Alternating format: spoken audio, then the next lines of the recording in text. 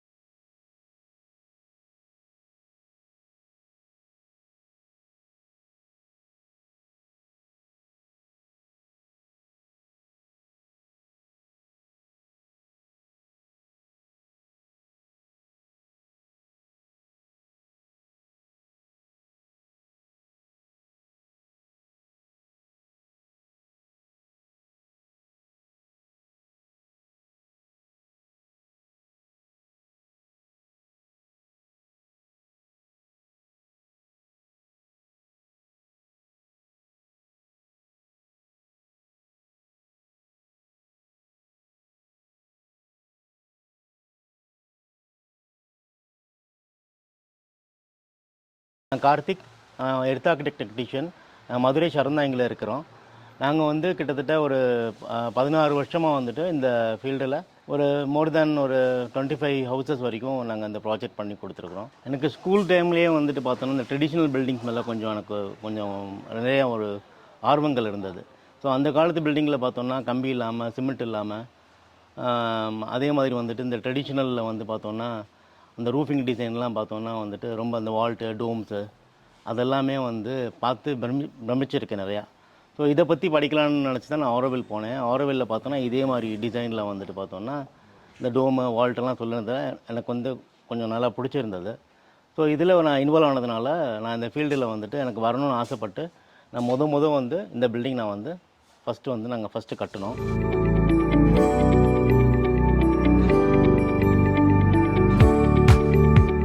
அந்த காலத்து மண் வீட்டில் கிடைக்கிற ஆரோக்கியம், சந்தோஷம், காஸ்மிக் எனர்ஜி இதெல்லாமே இன்பில்ட்டாகவே வந்து இந்த மண் வீட்டில் இருக்கும். இதுதான் ஒரு முக்கியமான அம்சம். அதே மாதிரி வந்து பார்த்தோம்னா அந்த தெர்மல் எஃபிஷியன்ட் பில்டிங் எவ்வளோ வெயில் அடித்தாலும் உள்ளே வந்து ஹீட் பெனிட்ரேட் ஆகாமல் ரொம்ப நல்லா வெதர் வந்து ரொம்ப கூலிங்காகவே இருக்கும். மழை காலத்தில் வந்து ஹாட்டாக இருக்கும், வெயில் காலத்தில் வந்து குளிர்ச்சியாக இருக்கும். இந்த மாதிரி வந்து இந்த பில்டிங்கில் கொஞ்சம் டிஃப்ரெண்ட் இருக்குது. மேக்ஸிமம் நம்ம ஏசி யூஸ் பண்ண வேண்டிய அவசியம் கூட கிடையாது. ஃபேன் தான் இருக்கும். நைட் ஏசி யூஸ் பண்ணிட்டு மார்னிங் வந்து போயிட்டு வெளியே போயிட்டு ரிட்டன் ஈவினிங் வந்தாலுமே அந்த சில்னஸ் வந்து அப்படியே ரூம் டெம்பரேச்சர் அப்படியே பிடிச்சி வச்சுருக்கோம். அது மாதிரி சவுண்ட் ப்ரூஃப் நல்லாயிருக்கும். நம்ம உள்ளே பேசுகிறது வெளியே அவ்வளோவா கேட்காது, வெளியே பேசுகிறது உள்ளே அவ்வளோவா கேட்காம சவுண்ட் ப்ரூஃபாகவும் இருக்கும், வெதர் ப்ரூஃபாகவும் இருக்கும். நல்லாயிருக்கும், நமக்கு அதில் பிரச்சனை இல்லாது.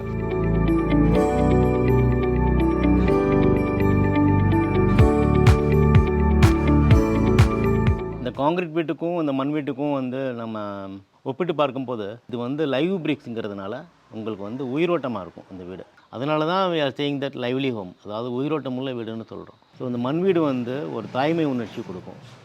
ஸோ அந்த மதர் ஃபீல் வந்து பார்த்தோன்னா இந்த மாதிரி மண் வீட்டில் தான். இந்த மாதிரி நம்ம சாஞ்சு நிற்கிறப்போ வந்துட்டு ஒரு அம்மா கிட்ட இருக்கிற மாதிரி ஒரு ஃபீல் வந்து இந்த மாதிரி வீட்டில் தான் உங்களுக்கு கிடைக்கும். எங்களுக்கு ஆசையே இப்படி வீடு கட்டணும்னு தான். அதை வந்து எப்படி பிடிக்கும்னு எங்களுக்கு சொல்ல தரல. ஏன்னா நாங்களே ரசித்து கட்டுவோம். நாங்கள் ஒரு வேலை பார்த்துட்டு வந்துட்டு அந்த வேலை நம்மளுக்கே பார்த்ததுக்கு திருப்தியாக இருக்குது. ஏன்னா மற்ற பில்டிங்கை காட்டிலும் இந்த பில்டிங்கில் வந்து நாங்கள் ரொம்ப விரும்பி பார்க்குறோம். அதனால் இந்த மாதிரி வீடு தான் கட்டணும்னு ஒரு ட்ரீம்னு கூட வச்சுக்கோங்களேன். இது வந்து நம்ம ஸ்டீல் எதுவுமே யூஸ் பண்ணாதனால நிறைய டைப்ஸ் ஆஃப் ரூஃபிங் இதில் பண்ணலாம் நம்ம. ஸோ நீங்கள் நடைமுறை கட்டுமானத்தில் வந்து பார்த்தோன்னா ஸ்டீல் ஸ்ட்ரக்சர் தான் எல்லாமே உங்களுக்கு ஒரு மாதிரி ஃப்ளாட் ரூஃப் தான் இருக்கும் உங்களுக்கு. இது வந்து பார்த்தோன்னா டோமு, வால்ட்டு அந்த மாதிரி நிறைய டிசைன். அந்த காலத்தில் அரண்மனைகள்லாம் வீடு கொட்டுறோம் இல்லையா, அந்த அரண்மனை மாதிரியே இந்த காலத்துலேயும் நம்ம பெருசாக நல்லா செய்யலாம். அதே மாதிரி வந்து இதில் நிறைய டைப் ஆஃப் ரூஃபிங் இருக்குது உங்களுக்கு. டோமு, வால்ட்டு, அப்புறம் இந்த இப்போ சொல்கிற இந்த மெட்ராஸ் ரூஃபிங்கு அதெல்லாம் வந்து பழைய ரூஃபிங்லாம் இப்போவே நம்ம கையாளுறோம். ஸோ நடைமுறை கட்டுமானத்தை காட்டிலும் இதில் வந்து நல்லாவே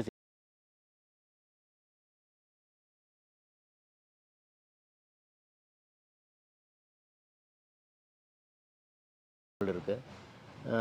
அதனால் வந்துட்டு இந்த பில்டிங்கே ஸ்பெஷலாக பண்ணலாம் நம்ம. எல்லா பில்டிங் கம்பேர் பண்ணுறப்போ இந்த பில்டிங் ஸ்பெஷலாக பண்ணலாம்.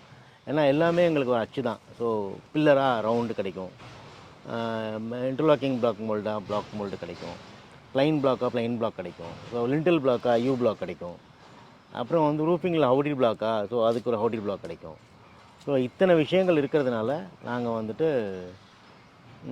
இங்கேயே வந்து நாங்கள் எல்லாமே வந்து தயார் செஞ்சு உற்பத்தி பண்ணி மக்களுக்கு வந்து நாங்களே கட்டி கொடுத்துறோம். ஸோ அதனால் வந்து எங்களுக்கு வந்து வேறு டென்ஷன் இல்லை. ஏன்னா வந்து வேறு இடத்துல நம்ம பொருள் வாங்கி அந்த பொருள் தரமாக இருக்குமா இருக்காதா அந்த பற்றி டென்ஷன்லாம் எங்களுக்கு இல்லை. ஏன்னா நம்மளே வந்து இந்த பொருள் உற்பத்தி பண்ணுறோம். வீடு கட்டுறப்போ வந்துட்டு பார்த்தோம்னா நிறைய விஷயங்கள் இதில் நம்ம சேர்க்குறோம். இப்போ இன்டர்லாக்கிங் பிளாக்ங்கிறதுனால வந்து எங்களுக்கு சிமெண்ட்டு மணல் அதெல்லாம் வந்து மிஷன் தான். இதே வந்து பிளைன் பிளாக்கில் வர்றப்போ வந்து பார்த்தோன்னா நாங்கள் வந்து செம்மண், சுண்ணாம்பு, கடுக்கா தண்ணி, ஸோ அதெல்லாம் வந்து நம்ம யூஸ் பண்ணி இந்த ரூஃபிங் டிசைன்லாம் அது கொண்டு வருவோம். ஏன்னா அது இருந்தால் தான் அந்த ரூஃப் வந்து நம்ம ஒர்க் பண்ண முடியும், ஒட்டும். நார்மலாக சிமெண்ட்டு மணல் மட்டும் வச்செல்லாம் அந்த ரூஃப் வந்து ஒட்ட முடியாது. ஸோ இதெல்லாம் ஸ்டெபிலைசர், இதெல்லாம் அந்த காலத்து ஸ்டெபிலைசர்.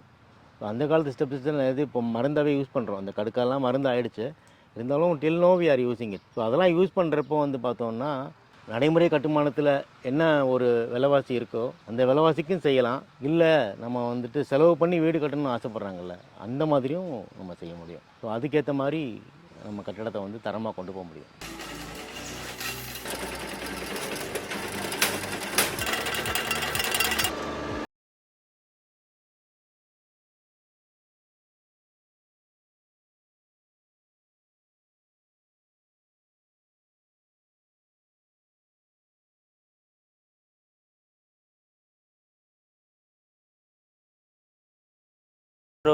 ஒரு மாதத்துக்கு தக்கன கல்லை காய வச்சுட்டு அதை சுற்றி பேக் பண்ணிடுவாங்க. பையை வச்சு பேக் பண்ணிடுவாங்க. ஏன் அது பேக் பண்ணுறாங்க அப்படின்னா எந்த டேமேஜும் ஆகாத அளவுக்கு. ஏன்னா இது வந்து எங்கள் சார் சொல்லுவாங்க, இது வந்து உயிர்கல்.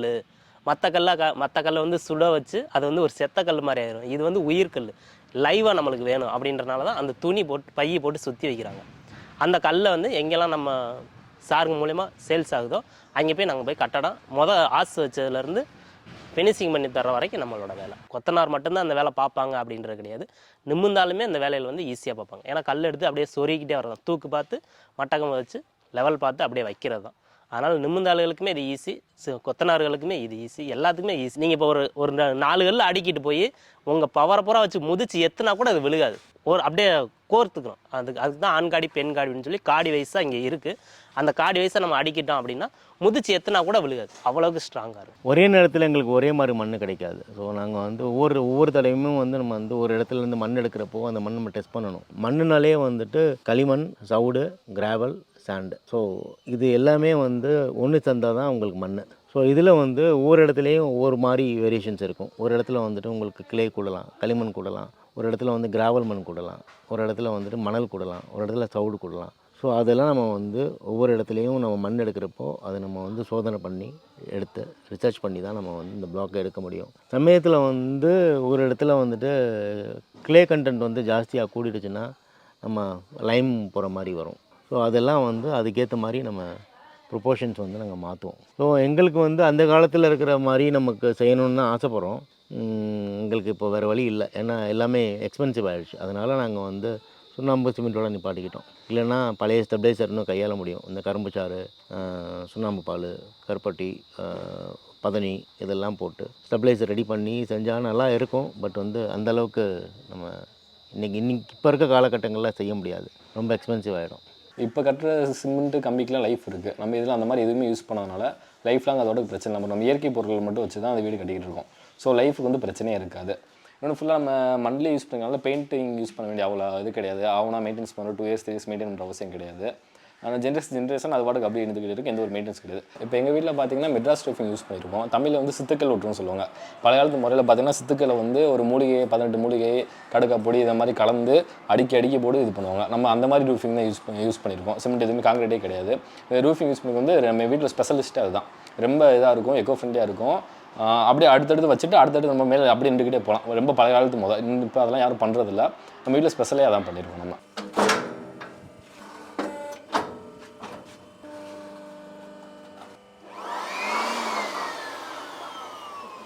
இந்த மட் பிளாக் ப்ரொடக்ஷனில் வந்து பார்த்தோன்னா நாங்கள் வந்து வி யூஸ் 92% வந்து மண் யூஸ் பண்ணுறோம். ஒரு 8% வந்து ஸ்டெபிலைசர்னால் சிமெண்ட்டு, லைமு அது எல்லாமே சேர்த்து ஒரு 8% யூஸ் பண்ணுறோம். இது ரெண்டையுமே வந்து நாங்கள் வந்து எடுத்து கையில் தான் மிக்ஸ் பண்ணுறோம். ஸோ மெஷின் மிக்ஸில் வந்து நமக்கு ஒன்றும் அவ்வளோ பெருசாக அவுட்புட் வரல.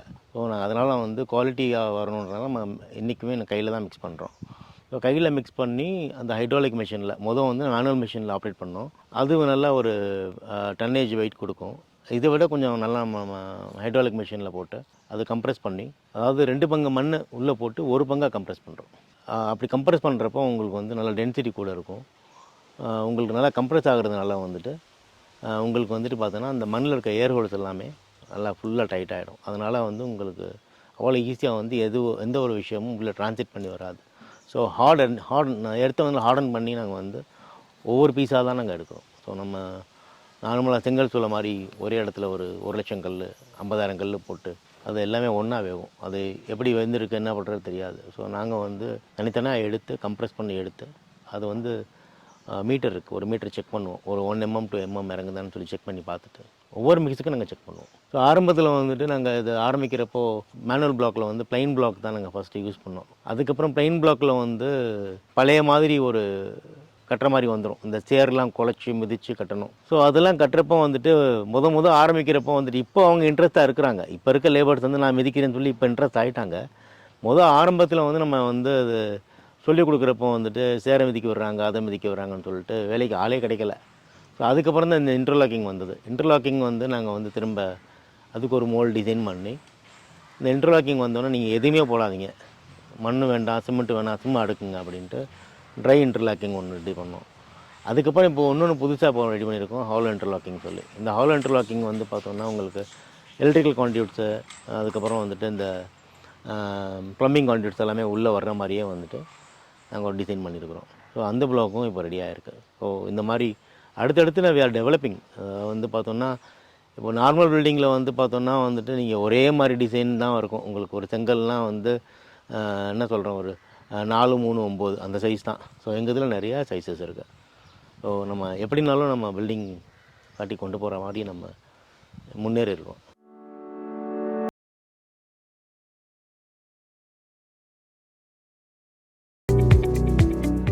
எங்கள் அப்பா வந்து என்றைக்குமே தூக்க மாத்திரை இல்லாமல் தூங்க மாட்டார். அவர் தூக்க மாத்திரை போட்டால் மட்டும்தான் தூக்கம் வரும். அன்னைக்கு விசேஷத்துக்கு இங்கே வந்து அவங்க விருந்துக்கு கூப்பிட்ருக்காங்க, அவங்க அப்பாவை கூப்பிட்றாரு, வாங்க அப்பான்னு சொல்லி கூப்பிட்டப்போ அவர் வந்து தூக்க மாத்திரை வந்து கொண்டு வர மறந்துட்டார். தூக்க மாத்திரை இருக்கிறது வந்துட்டு இல்லைன்ற ஞாபகமும் அவருக்கு இல்லை. தற்செயலாக தூங்கி எந்திரிச்சேன்னா, என்னப்பா நான் தூக்க மாத்திரை போடாமல் அப்படி தூங்கியிருக்கேன், அவ்வளோ சந்தோஷமாக இருக்கேன் நான் வீட்டுக்குள்ளே. அவர் வந்து அவ்வளோ ஃபீல் பண்ணி என்கிட்ட பேசினார். தூக்க மாத்திரையே இல்லாமல் வந்து இந்த வீட்டில் தூங்கினேன்ப்பா, அவ்வளோ தூக்கம் வருதுப்பா, சூப்பராக இருக்குது. ஏன்னா அந்த வீடு ஃபுல்லாக ரெட் ஆக்சைட் ஃப்ளோரிங் தான், எங்கேனாலும் தரையில் படுக்கலாம், அட்டகா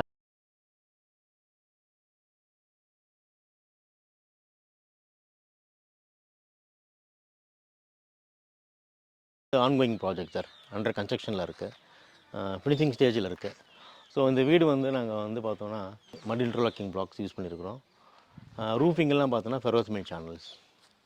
ஃபெரோசிமெண்ட் சேனல்ஸுங்கிறது பார்த்தோன்னா வந்து மெட்ராஸ் ரூஃபிங்க்கு ஒரு ஆல்டர்னேட்டிவ் டிசைன். இந்த சேனல் ரூஃப் என்ன பண்ணணும்னு கேட்டோன்னா வந்து 1 inch திக்னஸ் தான் இருக்கும், எல்லாமே ஆர்ச்சாக இருக்கும் உள்ளே. அது மேலே வந்து நாங்கள் வந்து செங்கல் கப்பி சுண்ணாம்பெல்லாம் போட்டு ஃபில் பண்ணதுனால உள்ளே வந்து ஹீட் இருக்காது. ஸோ அந்த மாதிரி இந்த டிசைன் பண்ணியிருக்கோம். அதே மாதிரி வந்து இந்த மாதிரி ஸ்டோன் பில்லர்ஸ் யூஸ் பண்ணியிருக்கோம். இந்த திண்ணைக்கும் முற்றத்துக்கும் எல்லாமே ஸ்டோன் பில்லர்ஸ் யூஸ் பண்ணுறோம். ஃப்ளோரிங் வந்து பார்த்தோன்னா இந்த இது வந்துட்டு டெரக்கோட்டா டைல் இது, ஸோ அது யூஸ் பண்ணியிருக்கோம். அப்புறம் வந்துட்டு எல்லாம் இந்த படிக்கெல்லாம் பார்த்தோன்னா அந்த ட்ரெடிஷ்னல் வேல்யூ கொடுக்கணுன்றனால எல்லாம் கல்லிலே பண்ணியிருக்கோம், இந்த மாதிரி இது ஸ்டோனில் பண்ணியிருக்கோம். அப்புறம் வந்து எல்லாமே வந்து டீ குட்டு தான் இதில், இந்த வீட்டில் ஃபுல் அண்ட் ஃபுல் டீ குட்டு. அப்புறம் வந்துட்டு ஒரு அழகான முற்றம் உள்ளே வந்த உடனே, இந்த முற்றத்துக்கும் நாங்கள் வந்து ஸ்டோன் பில்லர்ஸ் தான் யூஸ் பண்ணியிருக்கோம். அதுக்கப்புறம் அந்த ட்ரெடிஷ்னல் வேல்யூஸ் வரணுன்றனால நாங்கள் ஃப்ளோரிங் எல்லாமே ஆக்சைட் ஃப்ளோரிங் பண்ணிவிட்டு இந்த மாதிரி ஒரு சிட் அவுட் கூட வந்து நாங்கள் எல்லாமே வந்துட்டு இதிலே கட்டிட்டோம். சிட் அவுட் மாதிரியே கட்டி ஒரு ஆக்சைட் ஃப்ளோர் கொடுத்துருக்கோம். இது வந்து ஃபெரோசிமெண்ட் சேனல் ரூஃப் இது. ஸோ எல்லாமே இந்த ஆர்ச் போட்டு ஜன்னல் எல்லாமே ஆர்ச் ஜன்னல் தான். ஸோ ஒரு அழகான ஒரு ஆர்கிடெக்சரல் ஹவுஸ் இது. ஸோ இதில் வந்து இந்த வீட்டில் வந்து ஒரு லிவிங்கு, ஒரு பெட்ரூமு, ஒரு காமன் டாய்லெட்டு, அப்புறம் அந்த பெட்ரூமுக்கு ஒரு அட்டாச் டாய்லெட் இருக்குது. செட்நாட் ஹவுஸில் இருக்கிற ஒரு சின்ன ஒரு டிசைன் தான் அது. அதில் இருக்க கான்செப்ட் மாதிரி நாங்கள் யூஸ் பண்ணியிருக்கோம் சார். முன்னாடி திண்ணை, அப்புறம் வந்து ஒரு நடுமுற்றம் ஒன்று, ஒரு லிவிங், ஒரு பெட்ரூமு, தாழ்வாரம், சமையல் கட்டு, ஒரு ஸ்டோர் ரூமு, ஒரு பூஜா ரூம்.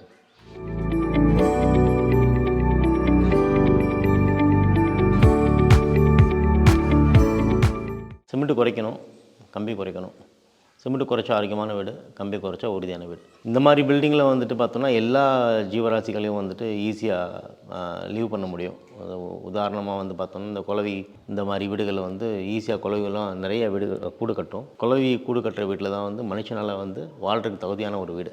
கன்வென்ஷனல் பில்டிங்கோட மிங்கிள் பண்ணி கட்டுறப்போ ஒரு 1008லேருந்தே நம்ம செய்ய முடியும். அது 1800 செய்யலாம்.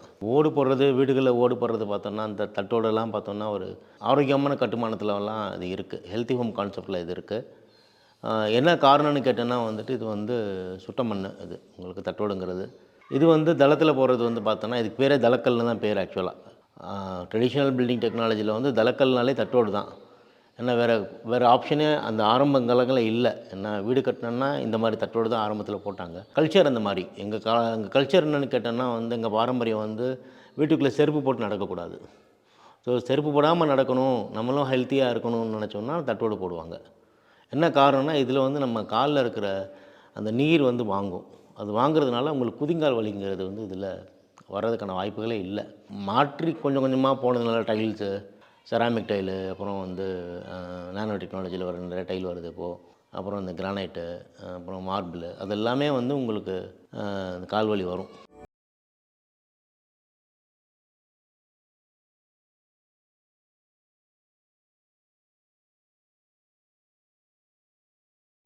ஒரு 600 ஸ்கொயர் ஃபீட் அந்த மாதிரி செய்கிறப்போ வந்துட்டு அந்த நார்மல் கன்ஸ்ட்ரக்ஷனோட இந்த பில்லர் போட்டு அந்த மாதிரிலாம் பண்ணுற மாதிரி இருந்தேன்னா 1800லேருந்தே செய்யலாம்.